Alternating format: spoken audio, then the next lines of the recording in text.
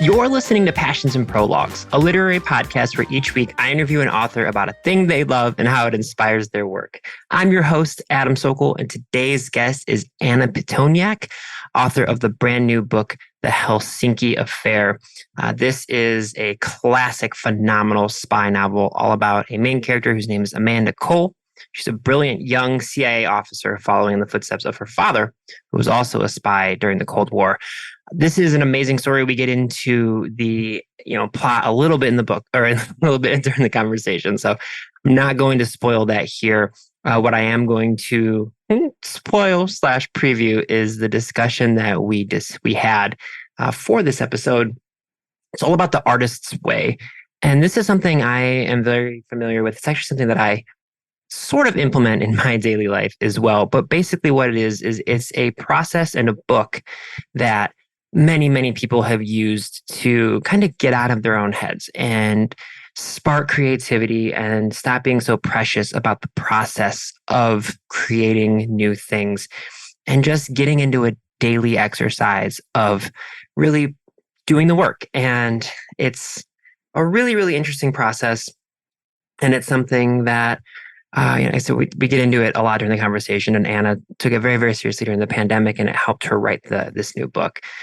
So really love the conversation. And again, it's something that I use every day, not even from like a writing standpoint, but just as a way to help me be more creative in my daily job as well. And along those lines, I want to give you another book recommendation, a book that came out in 2018 by Kiko Agena, and it's called No Mistakes, A Perfect Workbook for Imperfect Artists. So it is similar to The Artist's Way, but it's kind of like a workbook where you go through and there's all these different interesting kind of brainstorming activities and little worksheets and different things that, prompts and stuff that you can use to just, again, like spark creativity and ingenuity and get yourself thinking and creating. I wanted to give that recommendation on top of when we talk about The Artist's Way in this episode, because we're releasing this on November 21st. We're getting close to the end of the year. I know a lot of people like to think about New Year's resolutions and just things that they want to change in the coming year. And a lot of people like to think through how they can be more creative for themselves, whether it's painting or writing or learning a new language or whatever it might be. These are two books that I think are really dynamic tools that can help you kind of get in the right mindset. And if you are waiting, thinking through any of those things, I highly recommend checking out The Helsinki Affair by Anna Pitoniak. It is a wonderful story. If you would like to get a hold of me, if you would like some book recommendations, if you'd like to get updates about my dog, if you'd like to see me talk about my Boston Marathon training and fundraising, you can do all those things by following me on TikTok and Instagram, Passions and Prologues on both of those. And you can always email me and reach out at passionsandprologues@gmail.com. I love hearing from listeners there as well. All right, that is all the housekeeping. I am going to shift seamlessly into this conversation with Anna Pitoniak, author of The Helsinki Affair, on Passions and Prologues.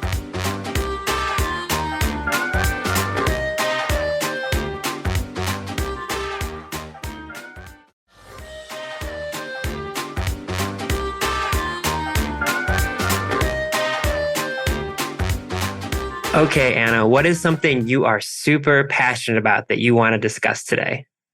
So, Adam, I'm so excited to be here talking to you today. And as we were chatting a bit in the pre-roll before the interview started, I love the format of this podcast and the idea of getting into stuff beyond just the description of the book. So I was thinking to myself when getting ready for this podcast, what is the thing that I'm passionate about that has also had an impact on my writing practice? Because there are a lot of things I enjoy. Like I like cooking and I like going for walks, and I have very ordinary hobbies, some of which are connected to writing. But the thing that I'm really passionate about that had a very direct link to this new book that we're about to publish, The Helsinki Affair, is The Artist's Way by Julia Cameron.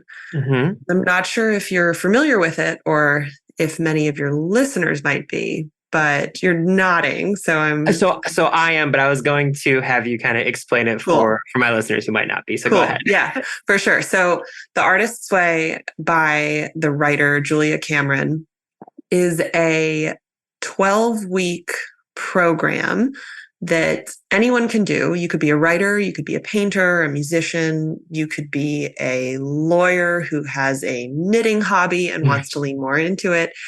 But Julia Cameron self-published this book back in 1992, and it became this massive word of mouth hit, and it's gone on to sell millions and millions of copies. Mm-hmm. And the basic idea behind The Artist's Way is that we all have an inner artist of some kind. Some of us really live into our artistic expression and maybe even make money from it, but we all have this inner artist, even if your day job is involving spreadsheets and corporate paperwork and all of that kind of thing. And the program is designed to help you work through some of your, what she calls art scars or blockages that might be preventing you from reaching your freest and most liberated artistic expression. And it's a really beautiful idea. Each week has a theme around recovering some aspect of yourself. So recovering a sense of safety, recovering a sense of power, all of that kind of thing. And the work involved in doing The Artist's Way is primarily and probably most famously morning pages, which is the most non-negotiable part of doing The Artist's Way. She asks you to spend the first 30 minutes of your day, as soon as you're up, maybe even before you've made your cup of coffee, writing freehand in a notebook, any kind of notebook, and just get onto the page whatever comes through you. It doesn't have to be good. It doesn't have to be coherent. And at the end of the course, you're going to throw those pages out or burn them. You're never going to read them again. So it's really good for just getting the gears moving and clearing out the mental clutter so that later that day, when you sit down to maybe work on the novel that you're working on or work on the painting that you might be painting or whatever it is, you've cleared out a lot of that blockage, internal noise, mental clutter that can get in the way of you really stepping into that channel through which creativity passes. So that's sort of the long-winded description of what The Artist's Way is.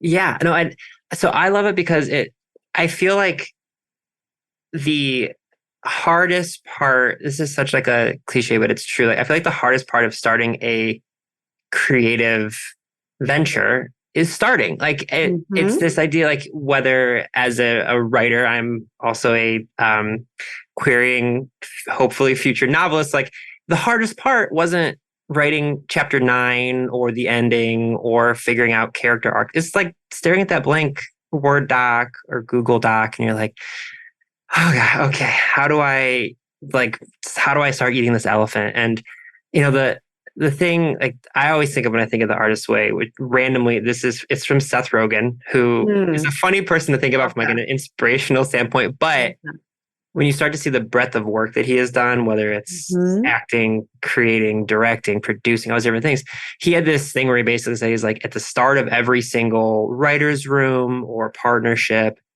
he's like, we write 100 ideas down. It's like, and we write 100 ideas down because 89, 95, 99 of them are going to be garbage. He's like, but when you put them all down on a piece of paper, you stop glorifying the process. It's just, you start doing this stuff. So like you said, you can kind of like clear out your brain and say like, okay, what do I actually, like, I've got all this stuff floating around here. We all have like at least a little bit of ADHD. It's like, yeah, definitely going around in here.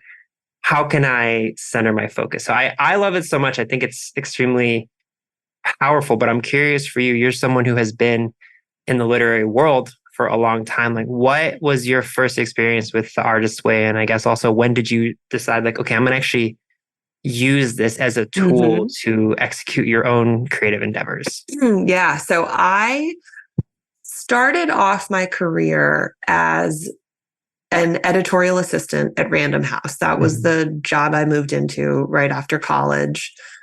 Actually, briefly, I worked in subsidiary rights at Penguin before moving to editorial. Mm-hmm.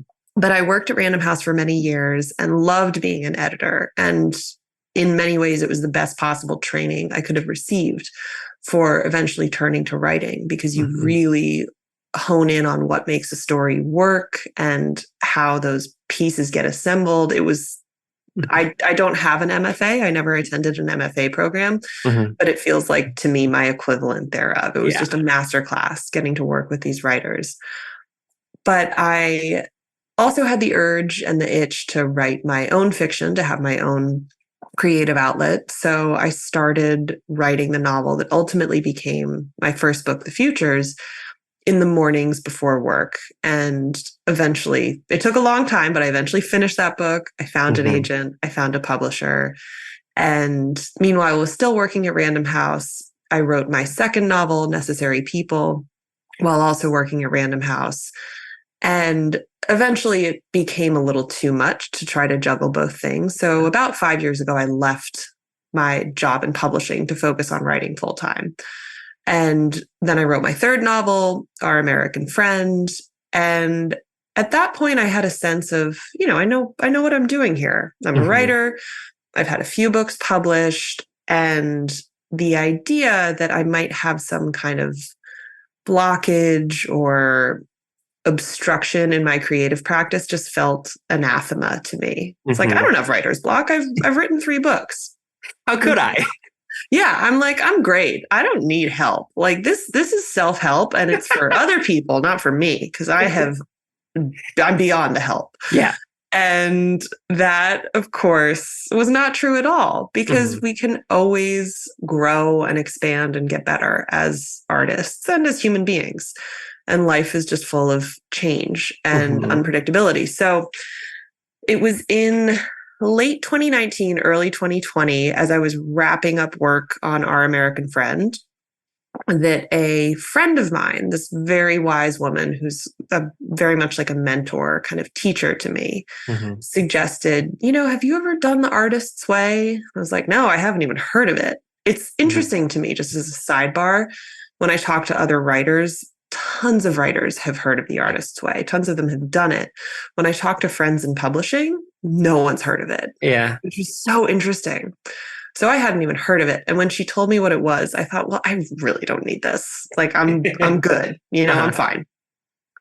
And then it's early 2020 and it's March 2020 and lockdown arrives. And originally, my husband and I had been planning to spend a year backpacking around the world. We were both sort of taking a little sabbatical from our jobs. Mine is a writer and he works in tech. And we literally were supposed to leave. We were supposed to fly to Madrid on, I think, March 25th, 2020. Obviously, that trip didn't happen. And the whole world was turned upside down and inside out. So we wound up spending the first several months of the pandemic with my parents up in Rhode Island. And I was in this really interesting place as it became clear that lockdown was going to last more than 2 weeks, which was this trip around the world wasn't going to happen. I had mentally budgeted not to spend that year writing. I thought, I'm not going to write a novel this year because I'll be traveling. And I also had this idea that had been planted in my mind from my friend about The Artist's Way. And I thought, well, I'm kind of doing nothing else right now. I'm just sitting around. And her idea was, oh, maybe this is a thing you might want to do while you travel, because it's kind of a nice grounding, structuring practice. But instead, I was just sitting there in my parents' living room with a little card table propped up in the corner. And I thought, okay, I'm going to give this a shot. Like, I'll try it for a week and I'll see. And as soon as I began engaging in the exercises and writing the morning pages and working through those themes, I thought, oh, wow, this actually does resonate with me. Maybe I do have these same blockages and hangups and just tendencies towards self-censorship or self-judgment that so many of us struggle with. So I began The Artist's Way. I think it was like March 30th, 2020.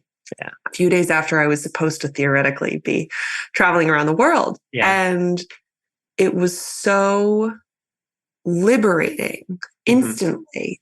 What it really does, this program reinforces for you that writing or any form of creativity is a form of play. You're trying to just reconnect with your childlike self, the childlike sense of imagination and creation. So that was really powerful for me to sort of tap back into that mindset, which I'd maybe just let slip by the wayside in the preceding years. I have so many questions. One, we were talking about before I started recording. You mentioned you listened to the Jenny Jackson episode of the podcast. She also obviously very heavily involved in the publishing world, and especially from like an editorial side. And something I apologize to everyone listening. Anytime I get to talk to someone who's in the literary world, I spent 11 years in the literary world, so I would like it's very inside baseball-y for me. But I'm always curious for someone who, like the artist way, I think of it as this like cheat code to removing the self-doubt, like you said, and like just kind of opening up your creativity and your imagination. And it lets you say like, okay, I can do this even though I've never done it before. And like, I think what I love about being a querying novelist, like having written my first manuscript that I want to try to get out into the world, is it's like going back to when I did first graduate from college and I was working and I work in tech, and I was unsure. And so I would have like, when people would give me feedback, I was like, oh, like I wasn't super self-confident because I had never done it before. And now I've been doing it for 17 years or whatever it is. And I'm like, I know what I'm doing. And I feel confident to say like, this is my recommendation. And this is a long-winded way of saying, as someone who was in the editorial side of things, was there ever that self-doubt when you're like, I am giving this author, oftentimes probably a published author, like I'm giving them editorial notes on content? Like, was there ever that feeling in your mind of like self-doubt? And then is it similar or different to how you feel as someone who is writing your own work? I know that's very long and an amalgamous question, but I'm always curious about that dichotomy between like being an editor and then being a novelist as well. Yeah. It's a really interesting question. And the short answer is that usually no, I didn't feel a great deal of self-doubt when I was working with an author and giving them my editorial feedback. And I think that's partially, it's probably true for a few reasons. One is that I'm just less attached to the work, to the novel that I might be editing, to the biography or work of narrative nonfiction that I might be editing, because I'm not the creator of the work. So I may be able to stand back and be a little bit more objective about what's working in the book, what's not working in the book. I don't have that sense of attachment of, let's say I spent 6 months writing that chapter. How could you possibly ask me to cut it? I'm able to more easily access the perspective of the future reader of the book, which, and the future reader's thinking, this part's moving really slowly, or I don't understand what you're talking about here. And maybe you're more easily able to access that instinctive sense of what's right, what's wrong, what's working, what's not working, when you don't have your own ego caught up in the project. Yeah. And it's not to say that my suggestions were always received. They certainly weren't. And often the writer would have their own instinct about what the book needed. And sometimes our instincts were in alignment. Sometimes they weren't. And at the end of the day, it's the author's book. So they get to call those shots. So I usually felt pretty confident, actually, in delivering that feedback, and always tried to do it with a measure of kindness and humility too, not just blazing in and saying, this is terrible, cut it all.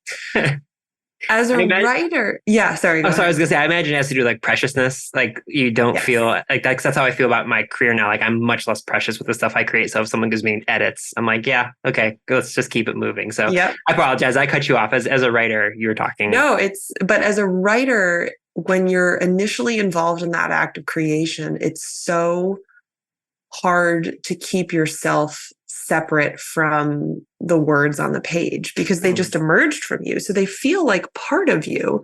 And so when it comes time to critique and edit your own work, or to receive that critique and that edit from someone else, whether it's, a friend or an agent or an eventual editor, you have to learn to separate yourself from the work somewhat. Mm-hmm.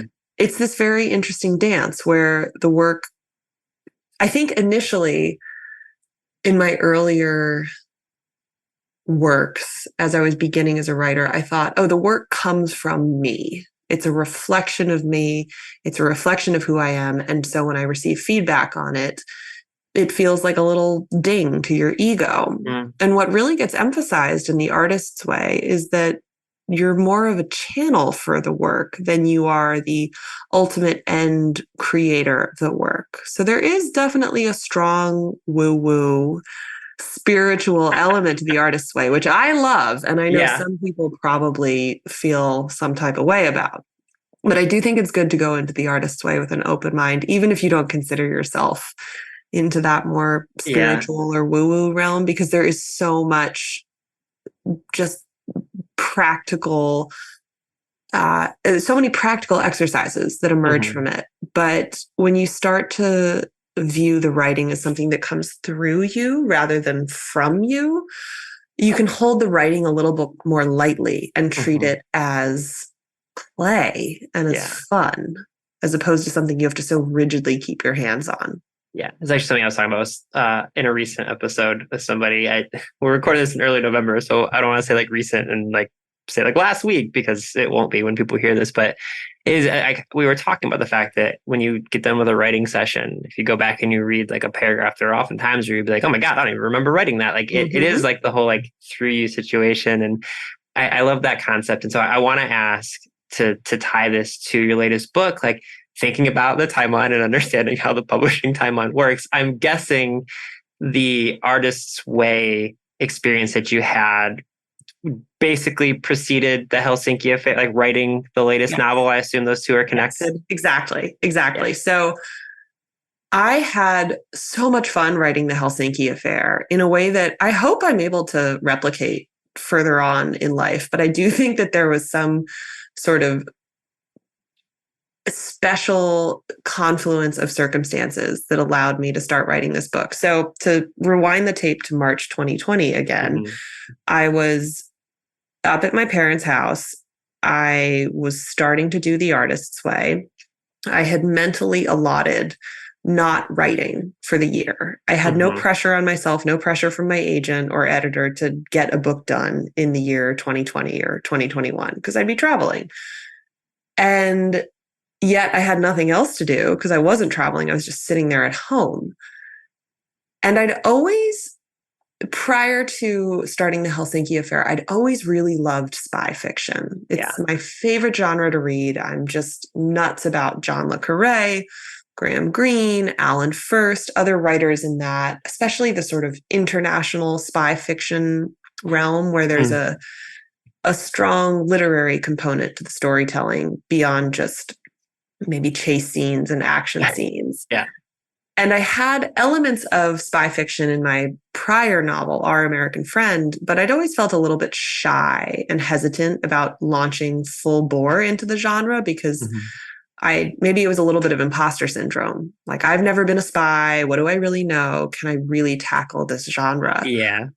But within a few weeks of starting the artist's way and just getting a little bit more in touch with that playful, imaginative, childlike side, and at the same time, really feeling the doom and gloom of the world around us. I was very lucky. I was with my family. I was safe. I didn't get COVID. I wasn't a frontline worker. But at the same time, I had family members with COVID, friends with COVID, people who got very sick and in some cases passed away from it. There was this sense of, the world is a frightening place right now. And it kind of feels like this is the apocalypse, honestly. There were field hospitals being built in Central Park. There were people, there were mobile refrigerator trucks in New York City for the bodies that were overflowing from the morgue. I remember this very specific day when Dr. Fauci told all of us to start wearing masks. And that was the same day that I found out that a family member was very, very sick. And I thought, this might be it. This might be actually the end of the world. Mm-hmm. And what came out of that feeling in the days that followed was, well, I don't give a shit if I'm not qualified to write spy fiction. I'm just trying to entertain myself right now. So, like, fuck it. Yeah. Sorry, I don't know if I You're can. Good. Yeah, you're good. Fuck it. I'm going to write this novel that I feel like writing. And I had this idea for an opening scene, which is that a Russian defector walks into an American embassy and says, I know about an assassination attempt that's going to happen tomorrow, and you must listen to me and stop this from happening. And I had that idea. I had no idea where it was going to take me. I had no idea what plot would ultimately unfold from that. And in the past, I'd always gone into writing my books with a sense of what I was driving towards, a sense of this is the ultimate conflict, the ultimate conspiracy. I don't know where I'm going to begin the book, but I know where I'm going to end it. And that gave me a sense of enough confidence to start writing because I had some control over the book. In this case, I had no control. It was like, I have this idea. I don't know what's going to happen, but screw it. The world might be ending. I might not be here in 6 months. It might be that no one ever reads this book. So let me just write it. And my God, I had such a good time writing that book. I was just making myself laugh and cry and feel all kinds of things. Listen, I a while back, Alma Katsu was on the podcast, and she got known for writing horror novels, but she spent 30 years in the intelligence world. Like, literally, that was her life. Yeah. And she told me, like, when we got done recording or beforehand, because she also has written several like spy novels, and she said something so funny to me. And like, she's like, you can repurpose this if you want. So I feel comfortable sharing it. She was like, the shit that I have seen in my real life, none of you would believe anyway. She's like, so it doesn't matter what you put in a spy novel as long as it's entertaining. She's like, because trust me, crazier shit is actually happening than anything you can put on the page. And I was like, oh my God. I love that. Makes so much sense. Yeah. I love that. It's so true. There's that feeling sometimes when you read fiction that's too closely based on real life. You're like, this doesn't feel real. I don't actually buy this. And you have to be able to buy it. So that's so great. I love hearing that. So you mentioned you had this opening scene, like there's this Russian defector and there's like this, there's going to be this assassination. You got to listen to me. And then like, this isn't a spoiler. It happens. It's very like, it's in the description. It happens in chapter 1. I was going to say, not only does it happen in the description of the book, it happens very quick in the book itself. Yes. So you have this initial, like, you're like, oh shit, this is how it's going to start. Like you said before, you've always kind of known where you were going.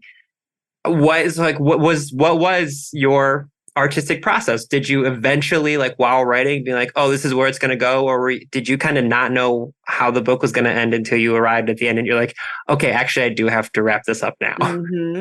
I would say that the process of writing that book was very much like that famous E.L. Doctorow quote about what it's like to write a novel, which is that writing a novel is like driving a car at night. You can only see as far as the headlights illuminate, but you can make the whole journey that way. Yeah. I'm sure I butchered that quote, but it's a quote that everyone says because it's a really, really good metaphor. Yeah.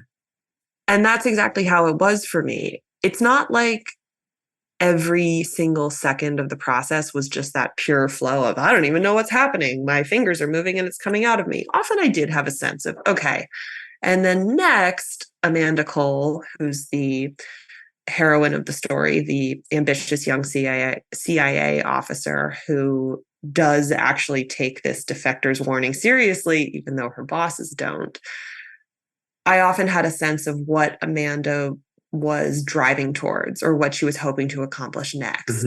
But I didn't often know the specific beats of the scene as the scene was unfolding. So it's like I always had a sense of what I was pointing towards. And Hmm. sometimes I would jot down some notes, which is okay, I think after this, she's going to have to fly back to Langley and meet with her bosses and explain to them what her suspicion is. But the way it unfolds as I'm writing the scene is often somewhat surprising to me. I thought, oh, I didn't know she was going to say it that way, or I didn't know Hmm. that her boss was going to push back on her in that regard. So I hesitate to call it outlining because it's never really outlining in the probably typical sense of the word, but I usually do have a sense, and that sense becomes increasingly clear as the book goes on of what is probably going to happen next. It's so interesting. Like what you were saying before, when you start a novel, that's often the hardest part because it's just a blank page. And Hmm. theoretically, anything could happen. You could start writing and it could turn into a sci fi novel Yeah. or a mystery novel or a romance or a coming of age story. It could turn into anything. But the more you write, the more the possibilities narrow. Mm. You've already written, let's say, half the book. It's not likely that the next page it's suddenly going to turn into a sci fi novel if you've been writing romance all along. So the the aperture of possibility becomes narrower as the story goes on, and as such I probably got a stronger and stronger sense of what I was driving towards the deeper I got into the book. That is, give yourself a pat on the back. That was like the smartest way I've ever heard anyone explain it. Because you're absolutely right. Like, even if people are pantsers as opposed to plotters, which is, Mm-hmm. the words that authors love to use to describe themselves. Even if you're flying by the seat of your pants and writing whatever you think you want to write at any given page, like you said, like the more you create a world or create characters or create an experience or a moment, like you said, that you can't have your character be in St. Petersburg and then like time travel an hour later and they're in Paris and they've met the, Phantom of the Opera, and all of a sudden there's a musical going. Like, it just doesn't make Mm-hmm. sense. You do have to scope it down and scope it down. And I imagine having your editorial experience as well, does that help you understand, like, okay, I know I'm going to be able, like, I'm going to be able to quote unquote go back and get it in post. Like, I have to leave some breadcrumbs here and there because it's a spy novel. You have to Mm-hmm. give people a chance to solve it. Um, are you like, does having that editorial background bring comfort where you're like, okay, I know that there's this oligarch and there's X, Y, and Z that's happening, and I got to get someone to like, but I know I can do this later. Like, do you have that comfort in knowing you're going to be able to edit it later? Or is it something that I you're just like, do. It's yeah. interesting. I never thought of it in that particular way, but I do think that my experience as an editor has always given me a certain degree of comfort with the prospect and the process of revision. I'm Mm-hmm. not one of those writers who dreads revision. I know some writers think, you know, I love writing the first draft. I love having it flow out of me, but then I hate having to revise it. That's the worst. I always think that actually, for me, the most fun part of the process is usually a second draft, Mm-hmm. which is to say, I've written a first draft. The first draft is very bad and disorganized and long winded. And there are plenty of things that happen in the first draft that don't adhere to any kind of internal logic. Like I might Mm-hmm. introduce a character in chapter 2 and then never mention them again because the deeper I get in the book, the more I realize, oh, that's just extraneous. And I planted a seed that didn't go anywhere. Mm-hmm. So when I go back through the second draft, I have the story figured out. I have the arc kind of wrestled down and existing on paper. But now I'm able to actually make everything line up Mm-hmm. nicely and plug things in and move things around. And I quite like the feeling of working within that existing constraint. I think that constraint can sometimes breed creativity. Mm-hmm. It's possible to have too many options. It's possible to have a totally blank page and be scared shitless of what you're Yeah. supposed to do. But if you know that, okay, now I'm writing a spy novel, I know who the main characters are, I know that I have to get to this ultimate destination, and maybe it changes a little along the way. I find that very, very empowering and very freeing because it's like I can't just sit here and consider every option under the sun. Like I sort of have to keep the train moving here because Yeah. I got to get it to this station next. So, probably the fact that I'm not frightened of revision because I also saw as an editor at Random House that even the best writers need revision. And often everyone needs a lot of revision. Like I worked with these really brilliantly talented writers and they all had to revise. And some of them enjoyed it more than others did, but everyone had to do it. Yeah. So I never thought that revision was a bad word or a really scary part of the process. So yeah, as I'm writing the book, I'll often get a brainwave maybe 50% through and I realize, I have to plant seeds for this in chapter 1. So I'll go back to chapter 1 and I'll just write a note to myself within the document, usually in like all caps or bold, so that it really jumps out when I go back through it, which is like, add a character here, fix this, make this happen. Yeah. And it's really useful to have that as part of my process. I don't know if you're familiar with the TV show New Girl. But I am. I haven't watched many episodes of it, but okay. Yes, so this will be really brief. But I was laughing. You're talking about like introducing a character and then like never speaking of it again. There is a episode where one of the main characters, Nick, he considers himself a writer even though he's never written anything, and then he writes a zombie novel. And at the end of the episode is like the cold close, whatever you'd call it. They like one of his roommates reads it, and he literally said, "There's this part that I've never forgotten where he's like." They read the first few pages and it's so funny and so unhinged. And there's this one part and he goes, and then Annabeth says, and then he pauses, he goes, that's the last time we ever hear of Annabeth. Annabeth never makes another mention in the entire, and I'm just like, it's such a writer's thing. And then like along those same lines, something that is like, I think something to think about as an aspiring writer or anyone who's written novels. Like I got to interview George Saunders when he released Lincoln in the Bardo. And I jokingly asked him, I was like, you know, you're one of Time's like 100 most influential people alive. Like, why? I jokingly was like, why is this your first novel? Because he always writes short stories. And he literally goes, I didn't think I was good enough to write a full-length story. And I was like, okay, if George Saunders knows that he needs some help creating a full story, like everyone else can understand that editing isn't a negative thing. It is something that is essential. Not at all. It's not a bad word. I often think that you're writing the first draft sort of for yourself. Like if you read your own first draft, it makes a certain degree of sense to you because you were inside of your own head and body when this was coming out. But the ultimate goal usually of writing a book is that you want to share it with someone someday. You want to, if only with friends and family, but more likely with a wider audience, with people in your community, with the wider world. And it's very hard to make yourself known and to communicate. It takes a lot of polishing and finessing. And the revision process is really a beautiful act of service to the ultimate reader of the book, which is you're trying to take this feeling, this expression, this idea that lives inside of you and make it actually legible and understandable to the outside world. And that takes so much work. That takes so much revision. It's very hard to bridge the gap between yourself and another person.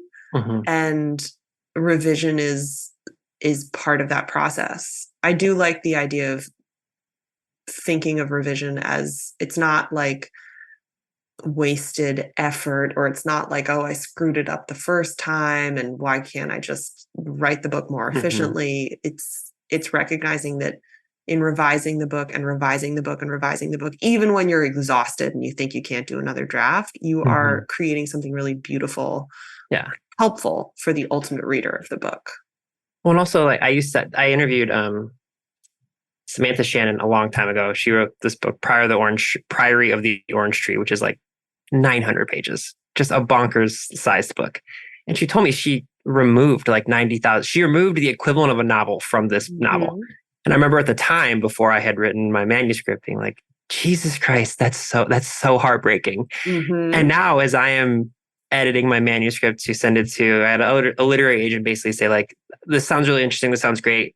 It's a bit long for a debut. Can you cut like 25,000 words? And I've been doing that. And I'm realizing like, oh, like it's not heartbreaking. It's like, if I can remove this and it makes a future reader want to get from chapter 3 to chapter 4, as opposed to being like, this is boring, I'm going to put it down. Like you've done the work that it's not, like you said, it's not like you've done something wrong. It's a part of the process. And it's so important. And I love that, like all of the authors I always see who they'll like share the last page of their zero draft, and like obviously they'll like blank out the words, but it'll say the end, and then they'll be like, all right, now the work begins. Like they'll basically say like, I have my tablet of clay, and now I start carving away and creating an image out of it. So I've taken a lot of your time. I have two last questions for you. One I always end with, but the first one I want to ask that I should have asked this before. This is bad hosting.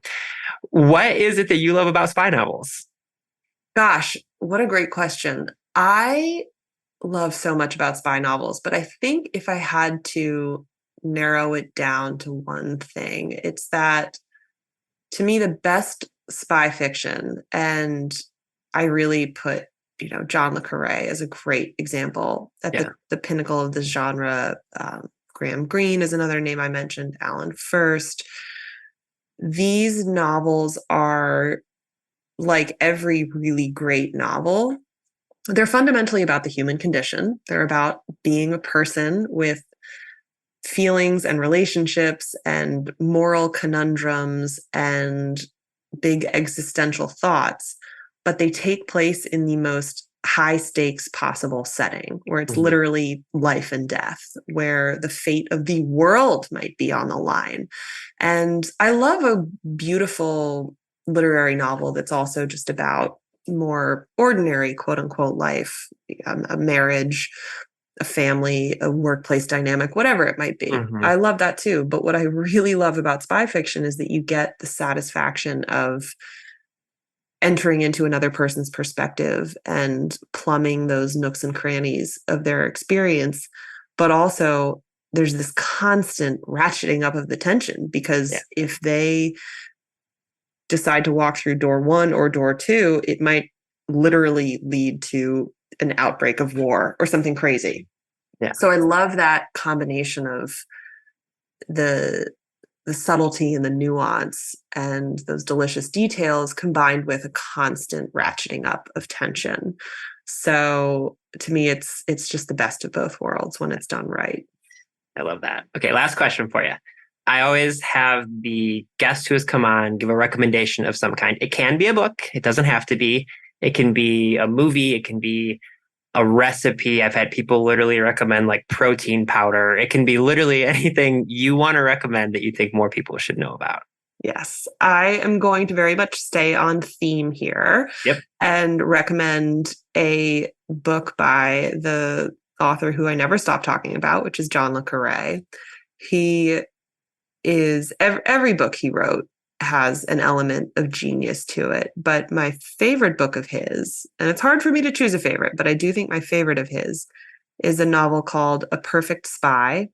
It's a long novel. I think it's 500 or 600 pages. It is hardly an under the radar mention. I think that it might have been Philip Roth who called it the greatest English novel written since World War II. Like it's received a ton of praise and acclaim. But I did find that it was a book that when I came across it, I thought, no one ever told me about this book, but it is such a fantastic novel. It's a spy novel.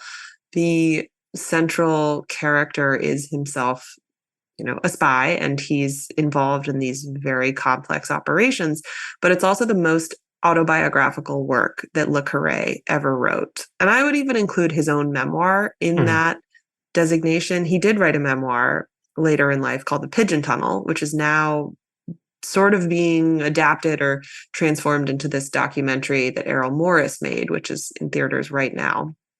But The Pigeon Tunnel didn't actually disclose that much about his life. Whereas I think le Carré mapped a lot of his own experience, his own childhood, his own upbringing onto the character in A Perfect Spy. So it gives you this amazing glimpse into the formation of a person like him.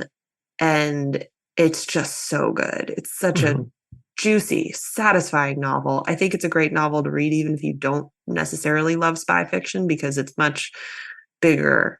The canvas is a lot broader than just spy fiction. So I wish I could go back and reread that book for the first time again. Well, speaking of books people are going to love for the first time, the Helsinki Affair is, I'm a runner, and the way I like to describe novels like yours is like, it felt like a race against time, like sprint. Like I was just flipping through pages like, oh my God, I need to get to the end of this. I loved it so much. I know all of my listeners are going to as well. And Anna, thank you so much for joining me today. Thank you so much for having me, Adam. I really, really enjoyed this conversation.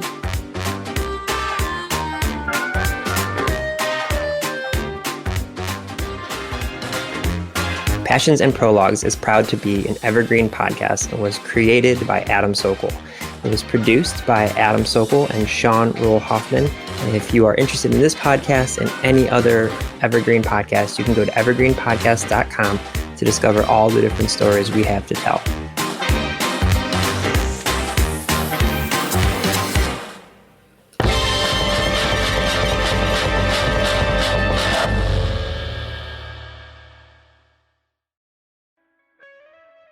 Hear Her Sports is a podcast for everyone who loves stories by and about women striving to improve and make a difference in their lives. I am your host, Elizabeth Emery, a former professional cyclist. In every episode, I introduce a female athlete or woman in the business of sport through a thoughtful conversation about who they are and the terrific work they're doing. My guests and I explore the glorious and frustrating issues in sports, history, equity, training, nutrition, and so much more. Join us for inspiration, for community, and for love of being a strong, athletic woman.